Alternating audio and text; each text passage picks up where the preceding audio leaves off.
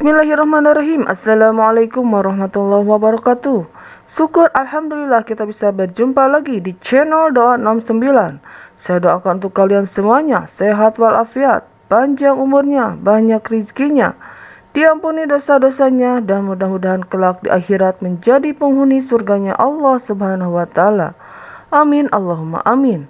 Salawat serta salam semoga tetap tercurahkan kepada junjungan kita yakni baginda Rasulullah Sallallahu Alaihi Wasallam. Allahumma salli ala Sayyidina Muhammad wa ala ali Sayyidina Muhammad. Sahabat Doa 69, setiap tanggal 10 Arafah ada perkumpulan 40 wali di atas gunung di daerah Mekah. 40 wali ini tersebar ke seluruh pelosok dunia. Dan setiap tahun mereka berkumpul di atas bukit di daerah Mekah. Yang datang, ada yang terbang, ada yang naik. Sajadah seperti Aladin, ada yang muncul dari bumi, ada yang naik burung, ada yang tahu-tahu sudah di tempat acara tahunan ini. Semacam reuni dipimpin langsung oleh King of the King, Sultanul Aulia, rajanya para wali. Yang setiap masa hanya orang di jagat seluruh alam semesta ini. Di atas bukit mulai terdengar dentuman-dentuman lantunan zikir yang terpancar dari hati mereka. Di atas bukit para malaikat berwujud awan ikut menyemarakan acara reuni tahunan ini. Dengan hembusan angin yang sepoi-sepoi terlenturkan takbir, tahmid, dan tahlil. Tampak di kejauhan di bawah bukit ada orang yang tidak terlalu tua, tampak tertatih-tatih dan sangat kesulitan mencoba menaiki bukit. Berbeda dengan wali-wali yang datang sebelumnya, seorang tua ini tampak sangat kesulitan menaiki bukit dengan tongkatnya.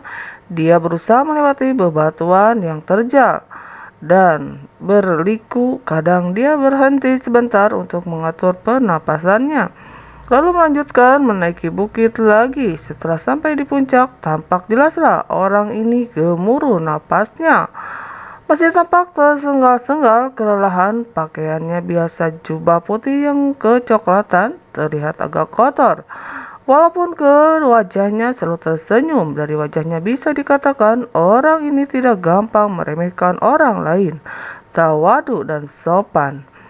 Para wali menghentikan aktivitasnya setelah melihat kedatangan orang tua ini. Suasana tiba-tiba hening. Satu persatu para wali menyalami orang ini dengan penuh hormat dan takjim. Ahlan wa sahlan ya Habiballah, ya Sultanul Aulia, ucap mereka. Ternyata orang yang tampak biasa sekali ini adalah rajanya para wali. Keramatnya dan kesaktiannya seakan tidak ada sama sekali. Tolong panggilkan Faidi dari Indonesia itu, suruh ke sini, ucap sang Sultanul Aulia kepada para wali. Di sela-sela kerumunan para wali, muncullah seorang pemuda yang jasanya tentara dan peci hitam yang agak tinggi. Dari wajahnya terlihat kalau Faidi ini pemuda yang kocak dengan wajah cengar-cengir. Pemuda ini mendekati sang Sultan Aulia dan mencium tangannya. Setelah wali ini menghadap sang sultan, ini berkata kepadanya, "Hai, sini aku minta rokoknya dan tolong sekalian masak air buatku." Kopi wali yang kemana-mana membawa rokok dan kopi, hanya wali dari Indonesia. Sehabis dari pertemuan di Mekah, wali Faidi kembali lagi ke Indonesia. Wali Faidi ingin mencoba ilmu yang baru saja didapati dari temannya.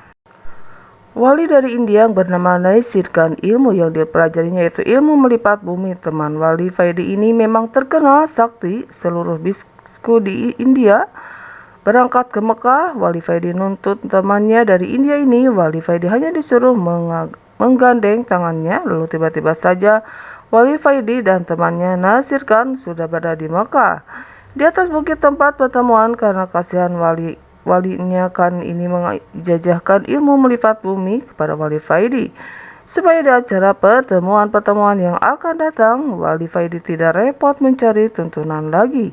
Wali Faidi memejamkan matanya dan mulutnya mulai berkomat-kamit membaca doa-doa.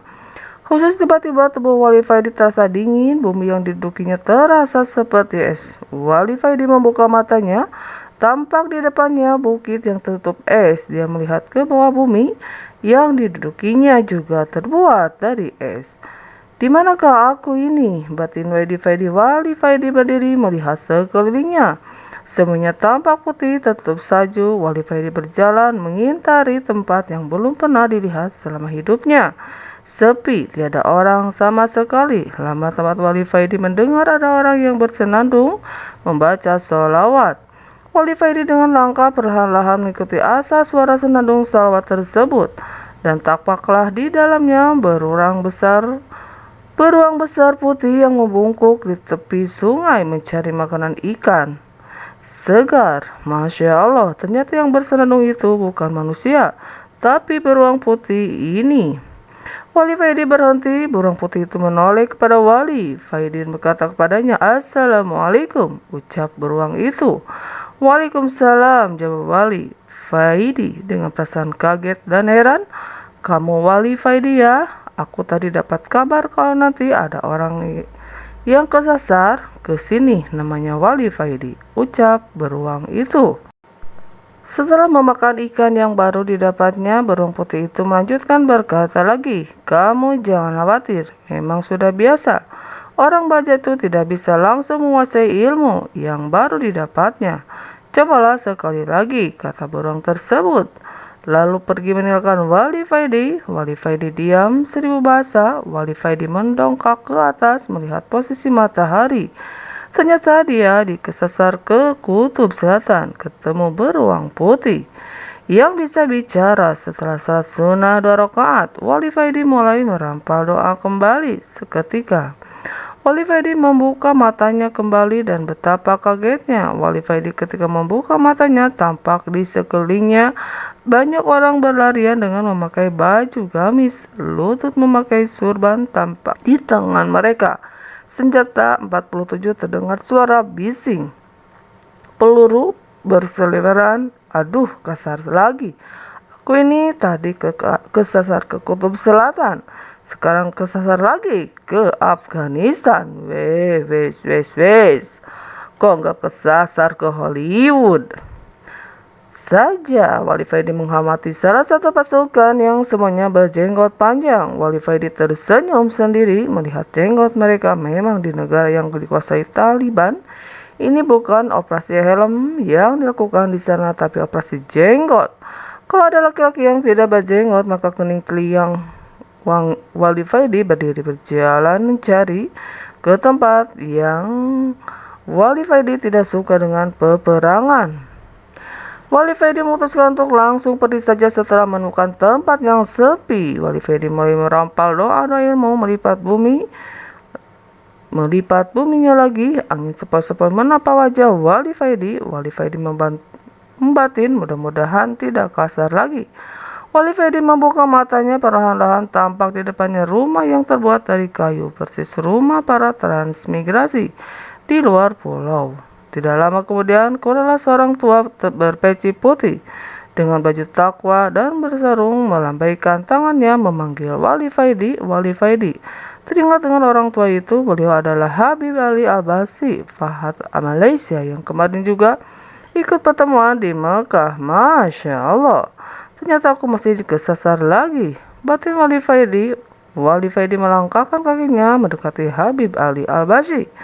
Wali Faidi teringat beberapa tahun yang lalu ketika Sayyidi Kiki dan Mekah mau berkunjung ke dalamnya.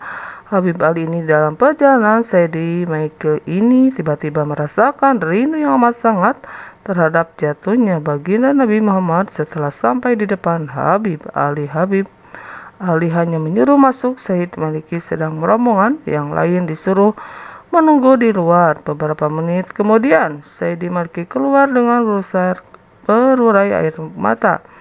Sayyid Maliki menangis terseduh-seduh. "Sudah terobati kangenku," ucap Sayyid Malik dengan masih menangis. Ternyata ketika Sayyid Maliki masuk ke Habib Ali, Sayyid Malik pertemuan oleh Habib Ali dengan baginda Nabi Muhammad Sallallahu Alaihi Wasallam. "Mari masuk, jangan melamun saja," ucap Habib Ali. "Bakat dengan ilmu melipat bumi itu jadi nanti sudah dicoba lagi. Kamu naik pesawat saja dari sini ke Indonesia," kata Habib Ali. "Tinggi bah," jawab Wali Faidi. "Siapa tahu nanti ketika kamu naik pesawat kamu bertemu dengan Mulan Jamilah yang kamu gandrungi itu," goda Habib Ali Wali Faidi. hanya bisa tertawa mendengar godaan Habib Ali ini. Setelah makan bersama Wali Faidi, pamit pulang. Habib Ali menepuk-nepuk pundak Wali Faidi, mengantarkannya keluar dari dalam. Ingat perintah sang sultan. Setelah sampai ke rumah, segera ke Gunung Arjuna untuk halwat di sana. Tinggi mbah, jawab Wali Faidi. Setelah mencium tangan Habib Ali, Wali Faidi beranjak pergi ke bandara naik pesawat pulang ke Indonesia. Setelah beberapa hari di Indonesia, Wali Faidi ini berencana melakukan suluk nyepi ke Gua Gunung Arjuna. Sesuai perintah yang Sultanul Aulia, Wali Faidi mulai berkemas untuk berangkat ke Gunung Arjuna. Joko sudah disiapkan, mulai dijasmai gunung garam dan jarum sudah lengkap, tidak ketinggalan kopi satu balai juga dibawanya. Setelah sampai di kaki Gunung Arjuna, Wali Faidi mulai mendaki mencari gua yang dimaksud oleh sang Sultanul Aulia. Pada hari yang ke-7 sejak pendakian, Wali Faidi akhirnya menemukan gua tersebut. Gua itu mulutnya kecil, tertutup ilalang, tapi dalamnya luas. Di pojok kiri ada sumber mata air dan pojok kanan ada batu yang menyerupai meja yang kemudian orang yang punya gua ini dahulu dipakai untuk sholat. Wali Faidi menaruh barang bawaannya di sebelah batu yang mirip meja tersebut dan pergi menuju ke mata air untuk mandi dan berwudu. Ketika mandi, hati Wali Faidi ini dengan sendirinya berzikir dengan cepat dan otomatis. Pengetahuan rohani Wali Faidi semakin bertambah. Hatinya berbunga-bunga tanpa dapat dicegah. Nur basyarahnya semakin terang benderang. Setelah berwudu, Wali Faidi ini melakukan salat di atas batu yang mirip meja itu beratus-ratus rakaat. Tanpa terasa telah berlalu dan Wali Faidi baru sadar ketika terdengar ayam berkokok. Wali Faidi turun dari batu menuju tempat permekahannya untuk membuat kopi dan duduk santai sambil merokok. Panci sudah dikeluarkan dan rokok jasi pun refill sudah disiapkan. Tapi alangkah kagetnya Wali Faidi ini ketika mencari korek tidak ada.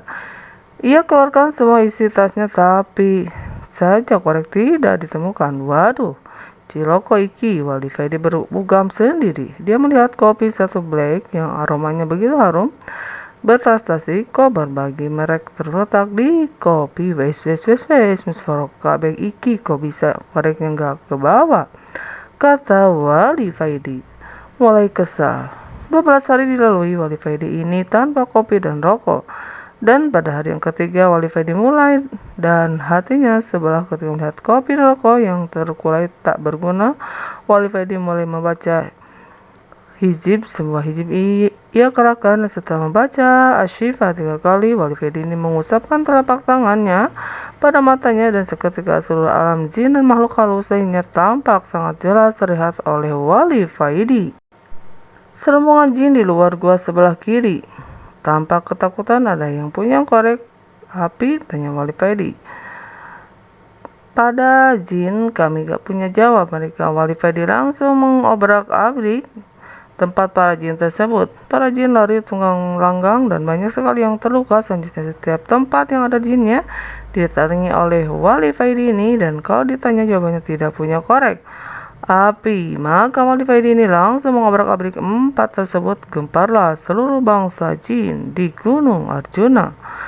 Melihat sepak terjang Wali Faidi ini, seluruh desa dan kota dari kerajaan jin di Gunung Arjuna ini telah diobrak-abrik oleh Wali Faidi. Nama Wali Faidi menjadi terkenal dan menjadi momok yang menakutkan di kalangan bangsa jin.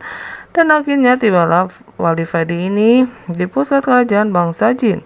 Ketika sampai di gerbang kerajaan, Wali Faidi disambut oleh 2 prajurit yang memang oleh raja mereka diperintahkan untuk menyambut Wali Faidi dan mengatakan pada tampaknya wajah-wajah yang ketakutan di wajah prajurit ini. Melihat Wali Faidi dengan suara tergagap, prajurit ini mempersilahkan kepada Wali Faidi untuk masuk istana. Itulah sahabat-sahabatku semuanya tentang kisah Wali Faidi yang begitu menakjubkan. Walau alam bisawab. Assalamualaikum warahmatullahi wabarakatuh.